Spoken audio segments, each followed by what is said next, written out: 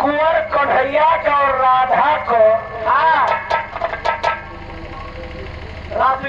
रासलीला हाँ गोकुल और नंद दरबार की रासलीला जैसन वो और का रासलीला आप लोग सुन रहे एकदम सोचा था छोट का उस्ताद एकदम रच वाले हाथ परेशानी तो है ये हो एकदम छोट का छोटा से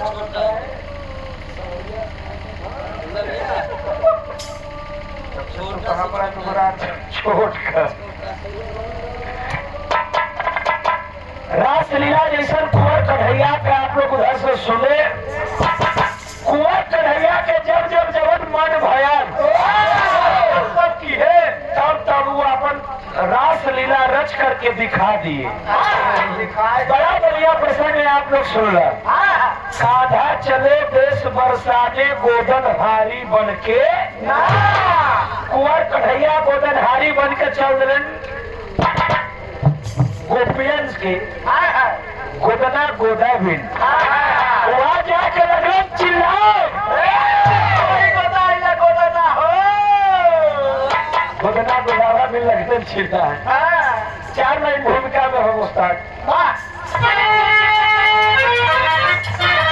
अरे इधर नंद के घर है प्रगटे कन्हैया उधर भी सुधामा के राधा दुलारी बढ़ता था प्रेम निष्ठिर राधा यो काढ़ा में बचपन संखेलन को जाते मुरारी जैसे प्रकाश सस्ता पड़ता धरा पे अरे वैसे पढ़े प्रेम बचपन में भाई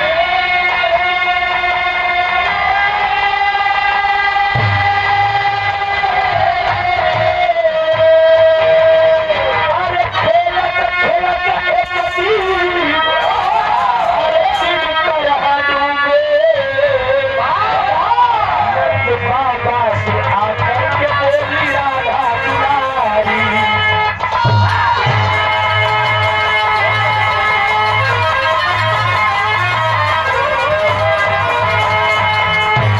इधर नंद के घर हो प्रगटे कन्हैया उधर विश्वभामा के राधा दुलारी। सुरेश भाई दद्दा गायम बाबू गाय करे बात की सर की पीढ़ी हो लेकिन वो लोग केवल मौज में धंधा पा रहे हैं काया अरे यार उस सब मौज में लेकिन हम भाई आप लोगन के बीच में ज्योति गाना को अगर केहू ऐलाने जंग करा तो इवत में नहीं बस करता पहले पन्ना पड़ता ही बस लेकिन गवाही नया बिहार के शुरुआत में कवाली का टुकड़ा लगल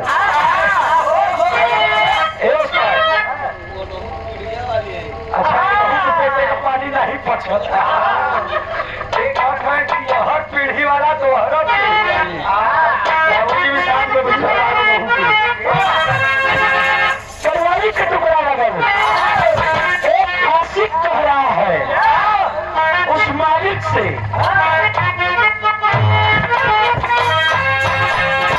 अरे अब मजा नहीं मिलता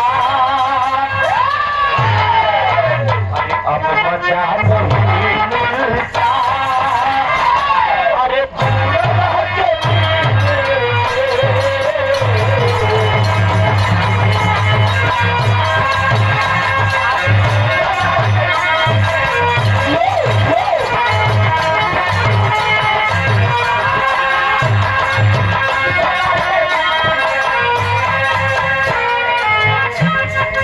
अब मजा नहीं मिलता है अब मजा नहीं मिलता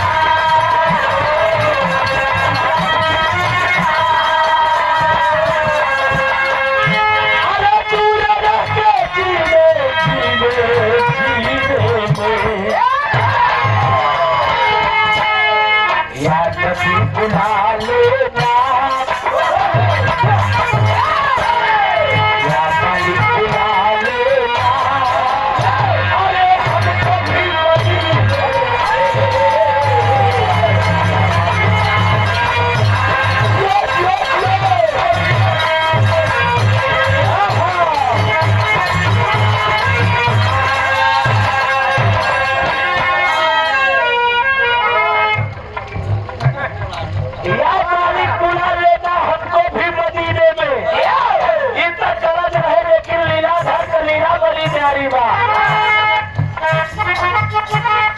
दुनिया के मालिक है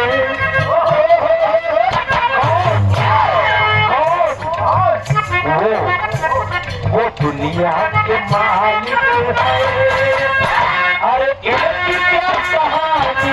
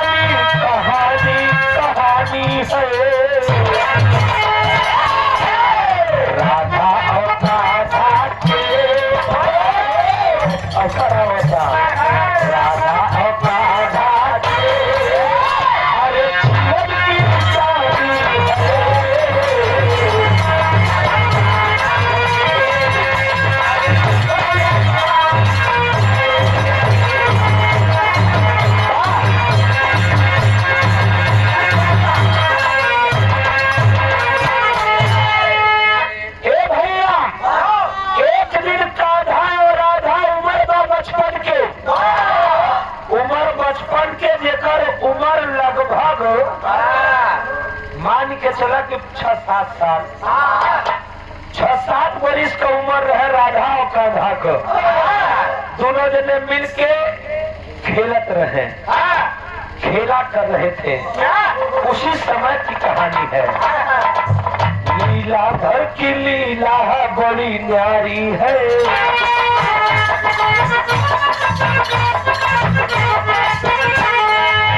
लीलाधर की लीला बड़ी न्यारी है। नेह से जिसने देखा सूरत बड़ी प्यारी है। खेलत खेलत अधियार भइले बनवा में। जाऊं घर कैसे राधा सोच मनवा में। खेलत खेलत की अधियार भइले बनवा में। खेलत खेलत की अधियार भइले बनवा में। जाऊं घर कैसे राधा सोच मनवा में।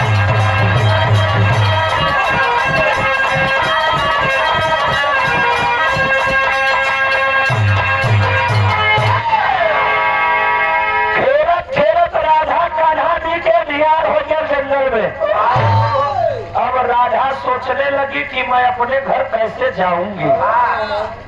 कान्हा, एक कान्हा, कान्हा मुझे मेरे घर पहुंचा दो कान्हा। लेकिन राधा की बात कान्हा सुनते हुए भी कहे चला हम तो न पहुंचाई, लेकिन हमार बाबूजी आदेश लेगा नंद बाबा से, अगर कहीं हट पहुंचा दे। बिहार में तज लगल मास्टर।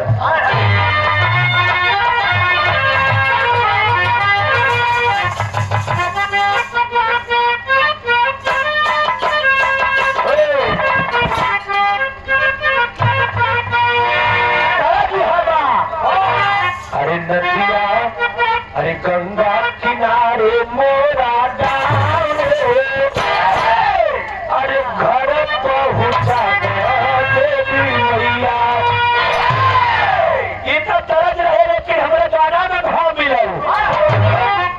राधा कह रही है कान्हा से कि डर लागे रात अंधियार हो। डर लागे रात अंधियार हो।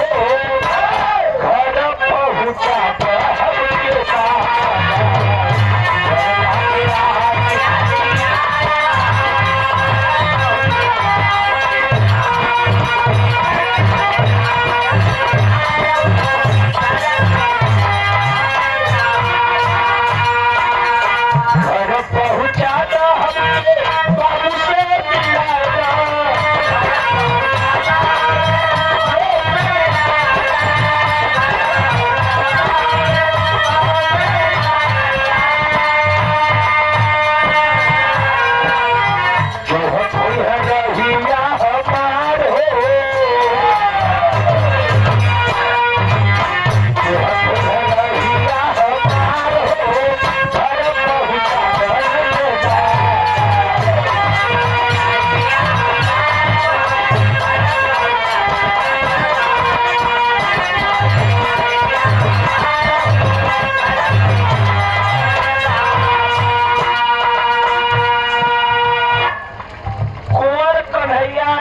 जी दोनों जने अइले नंद बाबा के सामने, कहे बाबा आदेश द।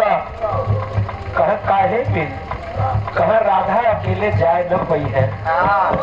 कहे तो कहे पहुँचावे तो हुई बाबा। बाबा कहे जा तो वहीं पहुँचा ले। कहे हाँ पहुँचा ले। राधा कान्हा के साथ में दोनों जने अंगुली पकड़ पकड़ के चल दिले। जात जात रहिया में रास्ता में एगो माया का फुलवारी पड़ल। वो माया के फुलवारी के देख के राधा को मन मचल गया। राधा कहे लगी कि कान्हा हमके पहले फुलवारी देखा जा, तब हम तोहरे संगे आगे अपने घरे चला। अरे वाह, कान्हा को बात सुन के राधा के मन में बात आ, कहन देखबो कर। हाँ कहन जा देख लो। कान्हा बहरिया खड़ा हो गई और राधा जाकर के माया की फुलवारी देखने लगी। जब माया की फुलवारी राधा देखने लगली, वही माया के फुलवारी में एक झूलना रहे। वो झूलना के देख के राधा सोचे लगे कि झूलनवा झूल ली। जैसे माया के फुलवारी के झूलना के ऊपर चढ़ली न झूला भी, ऐसा बिरहा में तर्ज बदल गया मास्टर।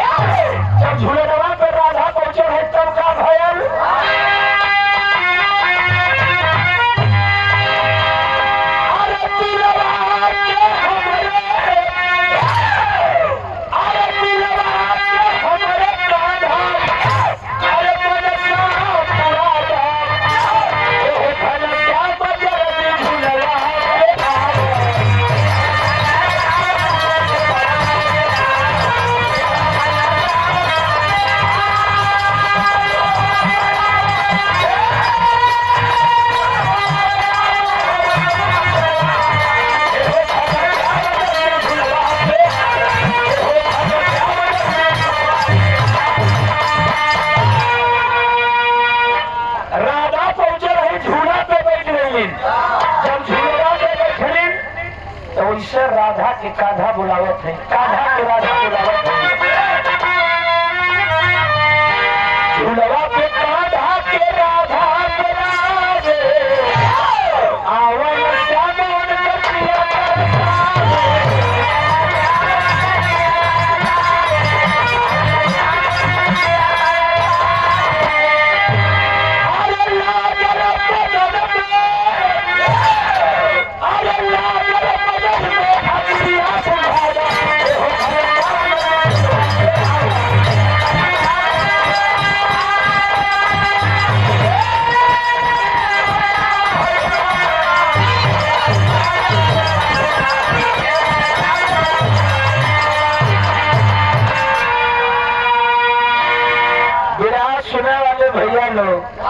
राधा जैसे झुलना पे अली माया का फुलवारी का झुलना का लीला देख वो जैसे झुलनवा पे राधा चप्पैर रखलिन झूला बिन जैसा झुलना पे बैठिन वैसे राधा का उम्र बढ़ी गया। लीलाधर का लीला वह तक जने कपड़ा उतार के घूमत रही। और देखो ऐसा झूलनवा पे राधा बैठे, राधा 6 साल का रही तो उन सीधे 10 साल बढ़ गए। राधा को उम्र 16 बरिस हो गया। हाँ क्या आई गया पंडित जी? जवानी आई। अच्छा वो सयान हो गई। जब राधा सयान हो गई तुरंत लगी कुंवर कन्हैया के बुलावा एक कान्हा। अब बर्दाश्त नहीं होता, जल्दी से तो हूँ झूलनवा पे आ जा। राधा हाथ पकड़ के झूलना पे खींचा थी कान्हा की। कान्हा कहे ना ना ना ना ना, तब तक राधा खिसिया के खींच ले ली। जब कान्हा झूलना पे आ गए तो ओनहू वही हालत में हो गई। कहे का मतलब वो सयान हो गई। जब कान्हा भी सयान हो गई, राधा भी सयान हो गई। अब वही झूलनवा पे लीलाधर का लीला शुरू हो गया। वहाँ बिना कपड़ा के नहाए के न चाहिए। और हाई देखो झूलनवा पे राधा खींचत है कान्हा के, कान्हा खींचत है राधा के। अब दोनों जने का अग्नि जले लगल, लेकिन बिहार में टेरी कलाई लगल मास्टर।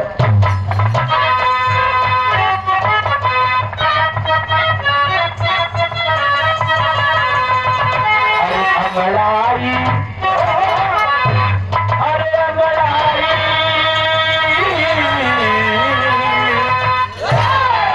अरे अंगड़ाई ले गुलशन में मनमोहन। अरे अंगड़ाई ले गुलशन में मनमोहन। झूला करम के डारी लागे राधा की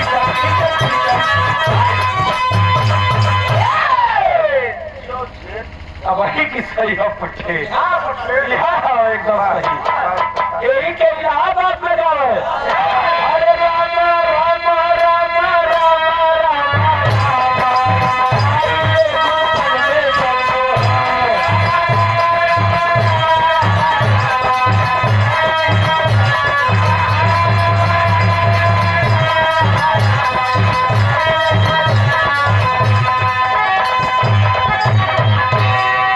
इलाहाबादी लहजा हो।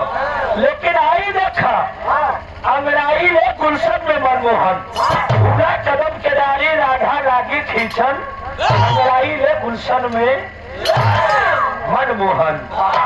दोनों जने का जब झुलवा पे खींच के आपस में मिलन शुरू कर दिले, वही रास्ता से वही फुलवारी के रहिया से देव ऋषि नारद जी आपन बीड़ा उड़ा लेके नारायण नारायण नारायण नारायण नारायण नारायण नहीं नारायण। बहुत सही। नारायण नारायण करते हुए देव ऋषि नारद जी पहुंच गए। देखे झूलना के बगले से कि अरे ये कुंवर कन्हैया राधा यहाँ का करत है। कहा अगर ये सब बिना बियाहे शादी, अगर बिना बियाह भाई ये सब उल्टा सीधा के है बड़ा गड़बड़ हो जाएगी। कहा अगर बिना बियाहे सब कुछ कहले तो बड़ा कहानी गड़बड़ा जाएगी। नारद जी लगन दोनों जने के छोड़ा हुआ है। महेंद्र भैया अरे प्रभु यार नारद खींच के यहाँ बोले करे तो राधा चली हुआ। राधा के खींच के वहाँ कैदी करे तो राधा चली जा कि राधा चला जाए। जब दोनों जने नहीं माने नारद जी अपन बीड़ा उठा लिए और अपना बीड़ा उठा करके दोनों जने के बीच में वह बीड़वा लगा दी है कि केवल आगे भले जला। लेकिन हाय देखो दोनों जने के बीच में बीड़ा लगा करके देव ऋषि नारद जी कहने लगे कि सुनो एक राधा, हे राधा ध्यान से सुनो। राधा अगर आप इस बीड़ा को लांघेंगी, कहे का मतलब अगर बीड़ा डाक जाबू कान्हा कहती है वो राधा तू कान्हा हो जाबू। और कान्हा अगर तोहरे कहती जही तो राधा हो गई। तो जब राधा ही राधा रही अल्टा पट्टी करके देख लेते बिहार में भी तर्ज लगल उस्ताद आखिरी तर्ज पैसा वहाँ तर्जमा अरे कहिया ले तोहार बेटा कोनो ननद अपने भौजाई से पूछता कि रे भौजी ए भौजी सुन सुन का कहत बा अरे कहिया ले तोहार बेटा अरे भौजैया अरे भौजैया पूछली ना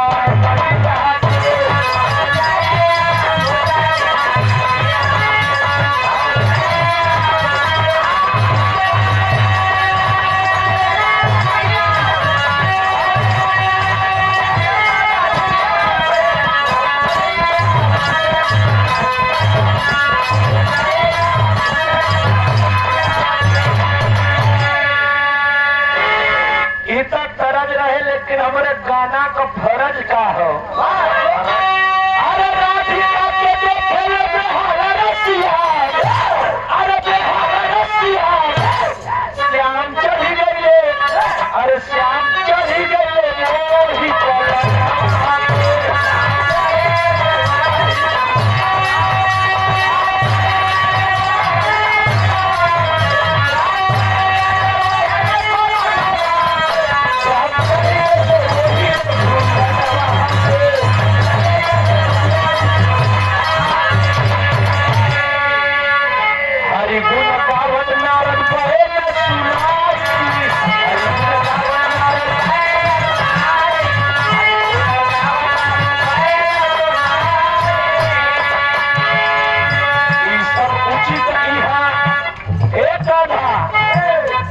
सब उचित इहा नाही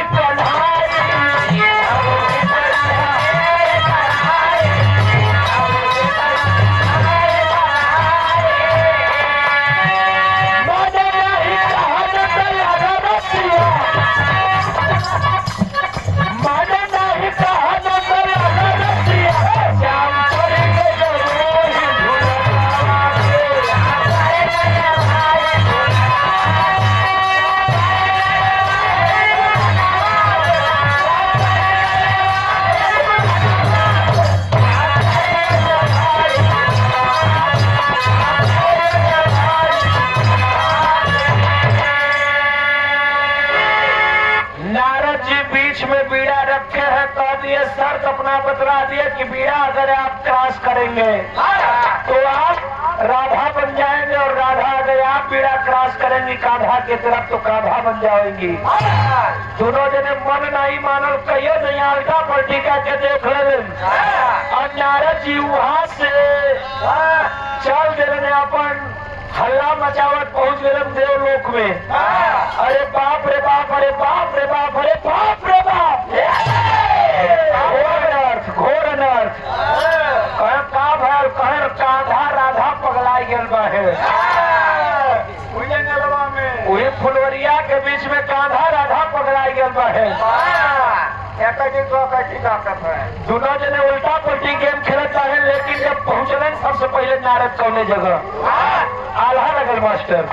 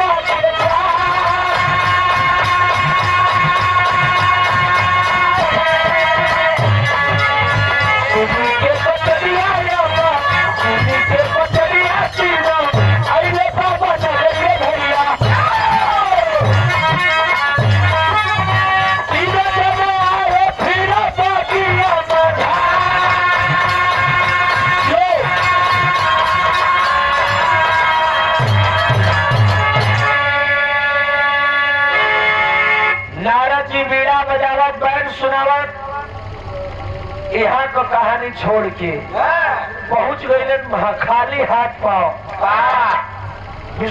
सबसे पहले पहुंचे ब्रह्मा जी के पास। पिताजी पिताजी पिताजी कस काम हो कांधा राधा बिना बिया है कुछ कहानी गड़बड़ करत है।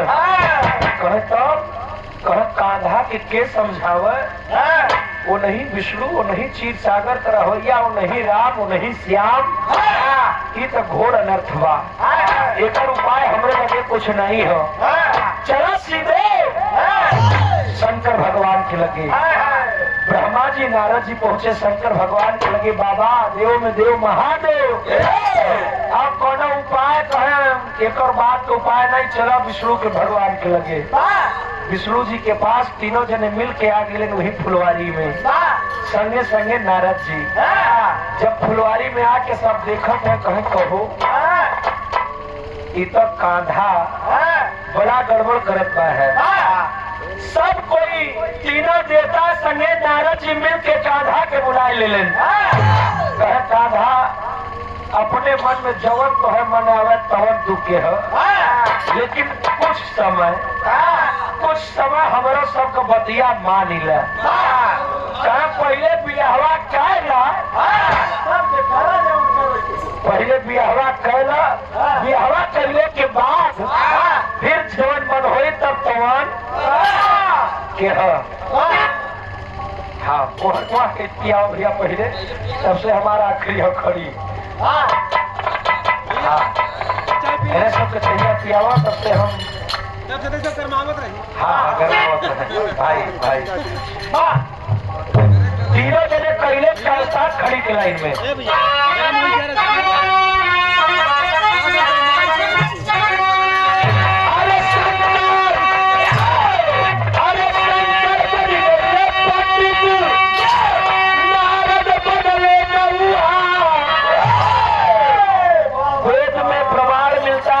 कहीं भी कुंवर कन्हैया का बियाह नहीं भयल लेकिन और प्रमाण बा कि बियाह भयल हो। कौने समय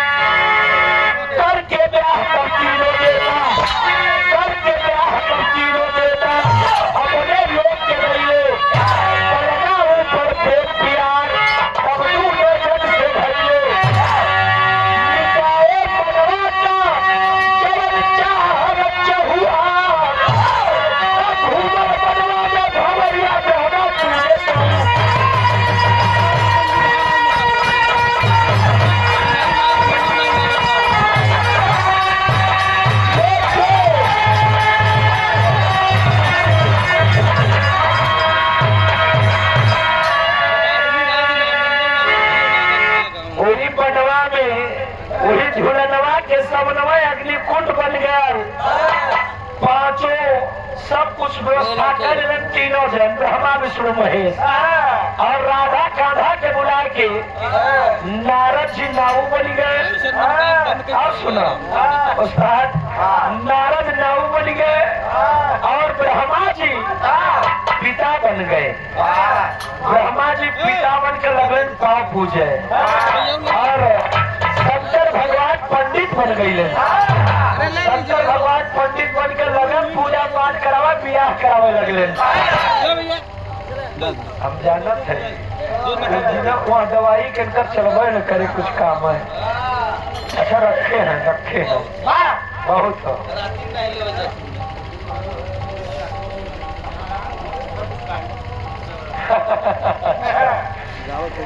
सुरेश यादव भैया जाजपुर बोलोरो मालिक सब जोहती करत बा है कि उठा चली चला हो तो सो जा।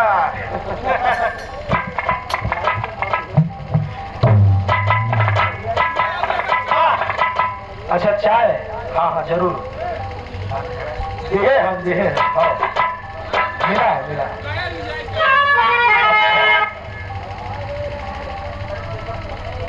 शंकर बन गईले पंडित नारद बनले नौआ पूजा घूमले बनवा में भंवरिया नारद घूमले बनवा में भंवरिया ब्रह्मा पूजे पौआ। ब्रह्मा जी बाप बन के राधा को काधा को बियाह करा दिले। जब बियाह करा के यहाँ से चलल है लेके दोनों जने का जब मन चाहा काम पूरा हो गया भैया महेंद्र भैया जब राधा कान्हा का मन चाहा काम पूरा हो गया तब कान्हा राधा के लिए आके चल रहे घरे पहुंचा के फिर चल राधा का बाबू राधा का बाप के रहे उस्ताद के रहे दूसरी खड़ी कंतरा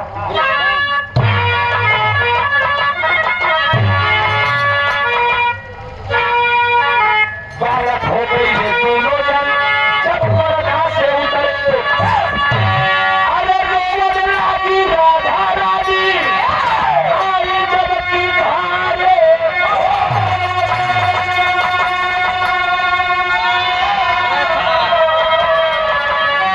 राधा से पूछने लगा कि शोभादा कौआ घूमर बनवा दे भंवरिया ब्रह्मा पूजे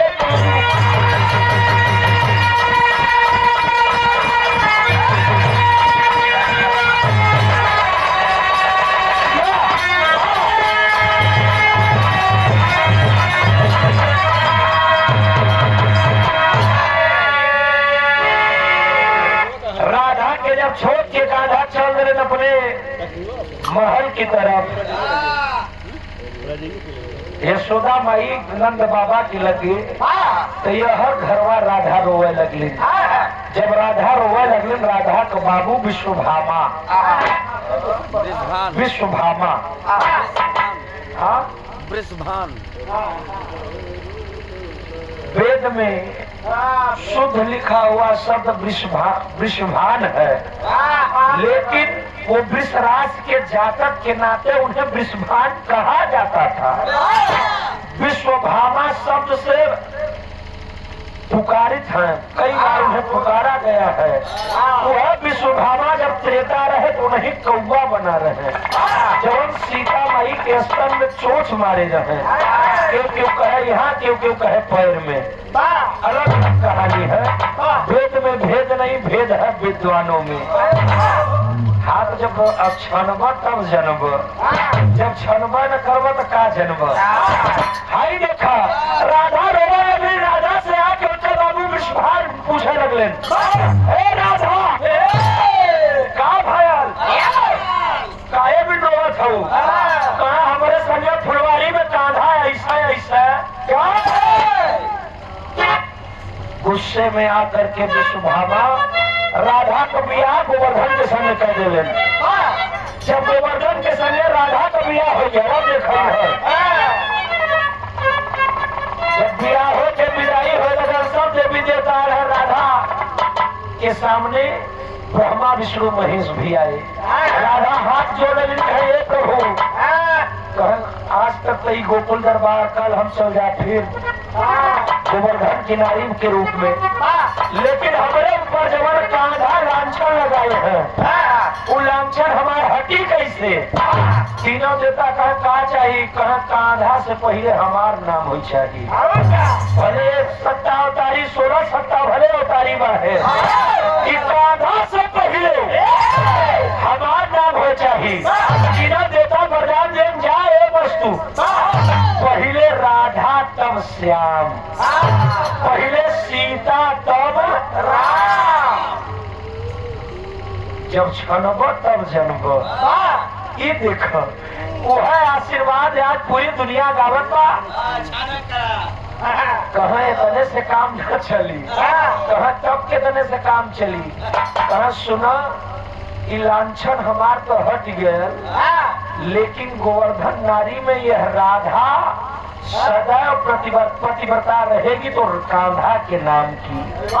कि हमार बाबू बिया भले करावत है गोवर्धन के संगे लेकिन प्यार ना तो मेरा कम हो ना तो कान्हा का कम हो। आहा, ये मुरलीधर का लीला हो। आखिरी लाइन में कहना बा मानसवाल स्वामी गुरु मैया के पिया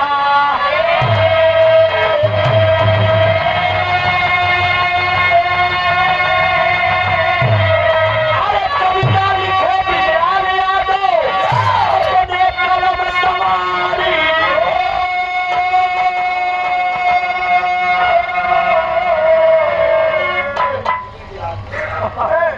बिजलाल के हुए हमारे बाबूजी ठीक है। आगे देखो आखिरी लाइन अरे अगर आई मुसलमान बने हरी यादव पीर बहादुर